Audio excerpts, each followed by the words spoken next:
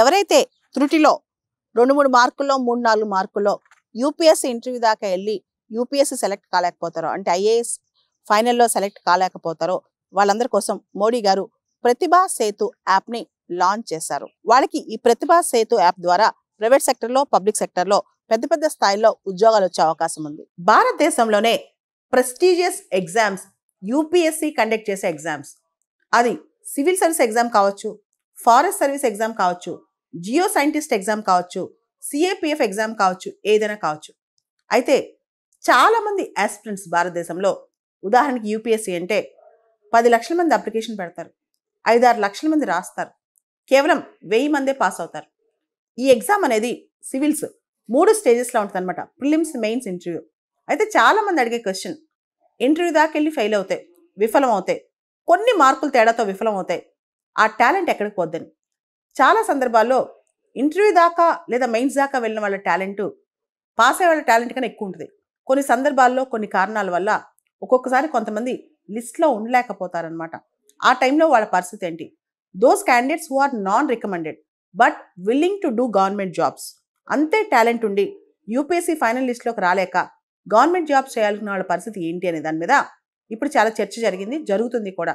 చాలామంది అభ్యర్థులు, aspirants, UPSC prepare అయిన వాళ్ళు కానీ, రకరకాల ఎగ్జామ్స్ ప్రిపేర్ అయిన వాళ్ళు కానీ చాలా నష్టపోతారు చివరి వరకు వెళ్ళి 3-4 సంవత్సరాలు దానిపైన స్పెండ్ చేసి.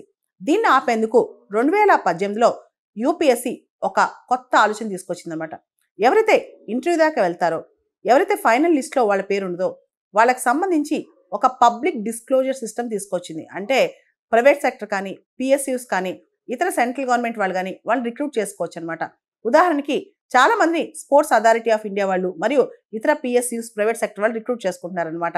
అయితే దీనికి యూపీఎస్సీ వాళ్ళు ఇప్పుడు ప్రతిభా సేతు అని పేరు పెట్టారనమాట.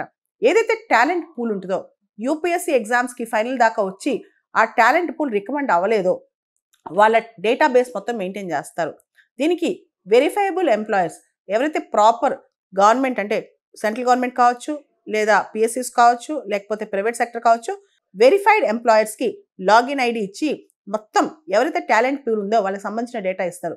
అంటే వాళ్ళ బయోడేటా ఏంటి, వాళ్ళ సాఫ్ట్ బయోడేటా అనమాట, వాళ్ళ క్వాలిఫికేషన్ ఏంటి, వాళ్ళకి ఏదైనా ఎక్స్పీరియన్స్ ఉందా, మొత్తం వాళ్ళకి యూపీఎస్సీలో వచ్చిన మార్కులన్నీ అన్నీ వాళ్ళకి ఇస్తారనమాట. దాన్ని బట్టి వీళ్ళు సెలెక్ట్ చేసుకోవచ్చు వాళ్ళ ఎటువంటి టాలెంట్ కావాలి. ఇదంతా కూడా మనకు తెలుసు. యూపీఎస్సీ సివిల్ సర్వీస్ ఎగ్జామే కాదు, ఇండియన్ ఫారెస్ట్ సర్వీస్ ఎగ్జామ్ కావచ్చు, central armed police force exam కావచ్చు, ఇంజనీరింగ్ సర్వీసెస్ కావచ్చు, కంబైన్డ్ జియో సైంటిస్ట్ ఎగ్జామ్ కావచ్చు, స్టాటిస్టికల్ సర్వీస్ కమిషన్ కావచ్చు, కంబైన్డ్ మెడికల్ సర్వీస్ ఎగ్జామ్ కావచ్చు, ఇలా రకరకాల ఎగ్జామ్స్ రాసిన వాళ్ళు ఎవరైతే చివరి దాకా వెళ్ళి ఫైనల్ లిస్ట్లో వాళ్ళ పేరు రికమెండ్ చేయబడలేదో వాళ్ళ మొత్తం డేటా అనమాట, వాళ్ళ సాఫ్ట్ బయోడేటా, వాళ్ళ ఎడ్యుకేషన్ క్వాలిఫికేషన్, వాళ్ళ కాంటాక్ట్ డీటెయిల్స్ అన్నీ కూడా అందుబాటులో ఉంటాయి. దాదాపు 10-15 వేల మంది ఇలాంటి లిస్టు యూపీఎస్సీ తయారు చేసి దీనిలో పెట్టిందంట. దీనివల్ల ఏమవుతుంది అంటే బెస్ట్ టాలెంట్ పూల్, అంటే సివిల్స్కి కానీ మిగతా ఎగ్జామ్స్ కానీ చివరి వరకు ప్రిపేర్ అయ్యి నష్టపోకుండా ఉండొచ్చు. అదేవిధంగా సివిల్ స్థాయిలోనే ఈ ఉద్యోగాలు ఉంటాయి. ఇంకా చెప్పాలంటే ఎవరైతే సివిల్ సర్వీసెస్ పరీక్ష సీరియస్గా తీసుకున్నారో, ఎవరైతే సివిల్ సర్వీసెస్ పరీక్ష సీరియస్గా ప్రిపేర్ అయ్యారో వాళ్ళు ఏ రంగంలోకి వెళ్ళినా అంతకంటే గొప్పగా రాణించగలరు అనమాట.